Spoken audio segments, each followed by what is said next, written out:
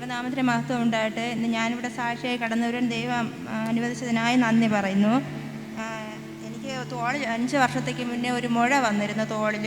അത് വളരെ ഭാരപ്പെട്ട് ഇരുന്നെങ്കിൽ ഞാൻ വേദനയില്ലാത്തതുകൊണ്ട് ഞാൻ ആശുപത്രിയിൽ പോവുകയൊന്നും ചെയ്തില്ലായിരുന്നു. ഒരു 3 മാസത്തേക്ക് മുന്നേ എനിക്ക് ആ തോളിൽ നല്ല വേദന വെച്ചു.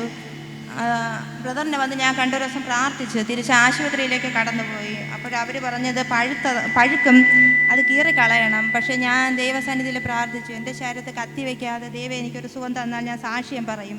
പക്ഷേ ആശുപത്രിയിൽ നിന്ന് പഴുക്കാൻ മരുന്ന് വെച്ച് കെട്ടി ഞാൻ കടന്നു പോയെങ്കിലും പിന്നെ അവർ പറഞ്ഞത് മാറ്റമുണ്ട്, ഒരിക്കൽ കൂടി പഴുക്കാനുള്ള മരുന്ന് വെച്ച് കെട്ടാം.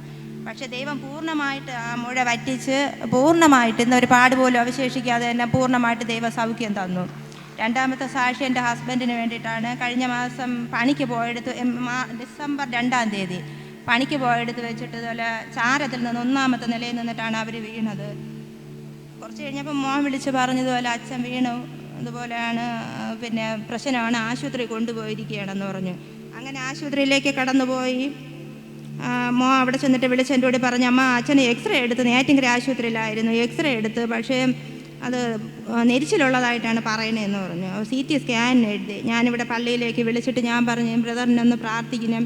ബ്രദർ ശക്തിയായിട്ട് ഞങ്ങൾക്ക് വേണ്ടി പ്രാർത്ഥിച്ചു. 3:30 റിസൾട്ട് വന്നു.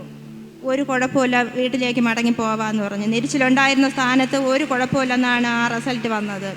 അത് പോയിട്ട് 3-ാമത്തെ സാക്ഷ്യം എന്ന് പറയുമ്പോൾ എൻ്റെ മോൾക്ക് വേണ്ടിയിട്ട് ഞാൻ കല്യാണത്തിന് വേണ്ടിയിട്ടൊരു ലോൺ എടുത്തായിരുന്നു. അത് അടച്ചുകൊണ്ടിരുന്ന് പിന്നീട് സാഹചര്യങ്ങൾ നിമിത്തം അടയ്ക്കാൻ പറ്റാതെ വന്നു. പക്ഷേ അടയ്ക്കാൻ പറ്റാതെ വളരെ സാമ്പത്തിക ബുദ്ധിമുട്ടായിരുന്നു.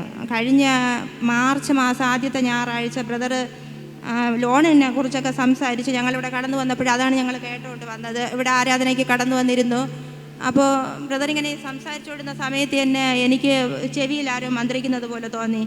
ഈ മാസം 31-ന് മുന്നേ നിനക്ക് ലോൺ അടച്ച് നീ ക്ലോസ് ചെയ്യണമെന്ന് പറഞ്ഞു. അപ്പോൾ ഞാൻ അതപ്പോഴും കേട്ട് ഒടുവിൽ തിരിച്ച് വീട്ടിലേക്ക് പോകുന്ന വഴിക്ക് ഭർത്താവിനോട് പറഞ്ഞു, ഇതുപോലെ ഒരു ശബ്ദം ഞാൻ കേട്ടു. തിരിച്ച് എന്നിട്ട് ഞാനൊന്നും തോന്നിയില്ല വീട്ടിൽ. പക്ഷേ ഭവനത്തിലേക്ക് കടന്നുപോയി 5:30 മണിയായപ്പോൾ എനിക്കൊരു പൈസ, ഞങ്ങൾ വിചാരിക്കാതിരുന്ന വഴിയിൽ നിന്ന് ഏകദേശം പകുതിയിലധികം പൈസ ഞങ്ങൾ കയ്യിൽ കിട്ടി. അപ്പോൾ പിറ്റേ ഞായറാഴ്ച ആരാധന കഴിഞ്ഞതിന് ശേഷം ബാങ്കിലോട്ട് തിങ്കളാഴ്ച വിളിച്ചു. അപ്പോഴും പറഞ്ഞു അദാലത്ത് വിളിക്കും, അപ്പോഴും നിങ്ങളിവിടെ വന്ന് ക്യാഷ് മൊത്തമായിട്ട് അടച്ച് ക്ലോസ് ചെയ്യണമെന്ന് പറഞ്ഞു. അങ്ങനെ 20-ാം തീയതി കടന്നുപോയി ഫുള്ള് പൈസ അടച്ച് പ്രമാണം കയ്യിലെടുത്തിട്ടാണ് ഞാനിന്ന് സാക്ഷിയായിട്ട് നിൽക്കുന്നത്. ഇത്രയും പ്രവർത്തിച്ച ദൈവത്തിനും പ്രാർത്ഥിച്ച ബ്രദറിനും നന്ദി പറഞ്ഞുകൊണ്ട് എൻ്റെ സാക്ഷി നിർത്തുന്നു. ഇതുപോലെ ശക്തിയോടെ കരം ചേർത്ത് ആ ജീവിക്കുന്ന ദൈവത്തിനൊന്ന് മഹത്വം കൊടുത്താട്ടെ. ഹല്ലേലൂയ. 3 അനുഗ്രഹിക്കപ്പെട്ട അനുഭവ സാക്ഷ്യങ്ങളാണ്. ഒന്ന്, ഞാൻ പറഞ്ഞത് തനിക്കൊരു മുഴയുണ്ടായിരുന്നു. അത് ഓപ്പറേഷൻ ചെയ്ത് അതിലെ പഴുപ്പൊക്കെ മാറ്റണമെന്ന് പറഞ്ഞു. പക്ഷേ തനിക്ക് ആഗ്രഹം കത്തിവെക്കാതെ എനിക്കൊരു സൗഖ്യം വേണം. ദൈവസന്നിധിയിൽ അതാണ് ഏറ്റെടുത്ത് പ്രാർത്ഥിച്ചു. എൻ്റെ ദൈവസന്നിധിയിൽ നമ്മൾ ആഗ്രഹിക്കുന്നതൊക്കെയും ജീവിക്കുന്ന ദൈവമാകിയാൽ അവൻ അതൊക്കെ നടത്തി തരുന്നവനാണ്. ആമേൻ.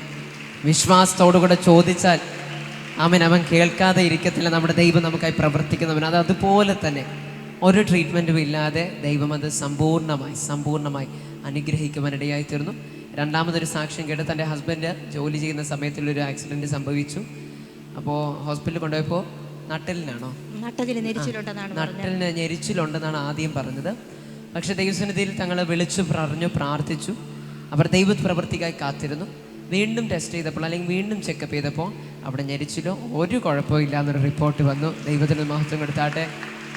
ആദ്യത്തെ റിപ്പോർട്ടിൽ ഞെരിച്ചിലുണ്ട്, അടുത്ത റിപ്പോർട്ടിൽ അങ്ങനെയൊന്നുമില്ല. ഇത് സാധാരണമല്ല, ഇത് ദൈവത്തിൻ്റെ കൃപയാണ്. ഒന്ന് ദൈവത്തിന് മഹത്വം കൊടുത്താട്ടെ. മൂന്നാമത് നമ്മൾ കേട്ടത് ഇപ്രകാരമായിരുന്നു. ഈ സിസ്റ്റർ പറഞ്ഞത് ഇങ്ങനെയാണ്. അന്ന് 1-ാമത്തെ ഞായറല്ലേ, 1-ാമത്തെ ഞായർ കേട്ട് അന്ന് വൈകിട്ട് ഇവിടെ നിന്ന് എനിക്കൊന്നും ഇറങ്ങിയപ്പോൾ ഒരു 12 മണിയെങ്കിലും ആയി കാണും അല്ലേ. 1 മണി, 2 മണി, 3, 4, 5 മണിക്കൂറിനകത്ത് എൻ്റെ ദൈവം പ്രവർത്തിച്ചു. പ്രതീക്ഷിക്കാത്ത സ്ഥാനത്ത് തനിക്ക് ലോൺ അടച്ചു തീർക്കുവാൻ എൻ്റെ ദൈവം സാമ്പത്തികത്തെ ഒരുക്കിയെങ്കിൽ കരമടിച്ച ദൈവമേ, വിശ്വസ്തനായ ദൈവമാണ് അങ്ങ്. കർത്താവെ, ആഗ്രഹിച്ചു പ്രാർത്ഥിക്കുന്ന മേൽ ദൈവം ഒരു അത്ഭുതം ചെയ്തതിനാൽ നന്ദി. യെസ്, വിശ്വസിക്കുന്ന ദൈവത്തോട് ചോദിച്ച് വാങ്ങിക്കുക. കർത്താവെ, എനിക്കുള്ള വാഗ്ദത്തം എൻ്റെ അപ്പൻ ഇന്ന് തന്നെ ചെയ്യും. എനിക്കുള്ള വാഗ്ദത്തം എൻ്റെ ദൈവം തക്ക സമയത്തിൽ ഒരുക്കുമെന്ന് ഞാൻ വിശ്വസിക്കുന്നു. ആമേൻ. 5 മണിക്കൂറിനകത്ത് ആ കേട്ട പ്രവചനത്തെ ഏറ്റെടുത്തപ്പോൾ തനിക്ക് ഒരു അത്ഭുതം ചെയ്തെങ്കിൽ തീർന്നു പോയിട്ടില്ല. ദൈവമക്കളെ, വിശ്വാസത്തോടെ പ്രാർത്ഥിക്കുക. മാറ്റങ്ങളുടെ ഈ മാസത്തിൽ നിന്റെ സാമ്പത്തിക മേഖലകളിൽ എൻ്റെ ദൈവം തികച്ചും മാറ്റം തരും. വിശ്വാസത്തോടു കൂടെ ദൈവസന്നിധിയിലായിരിക്കും.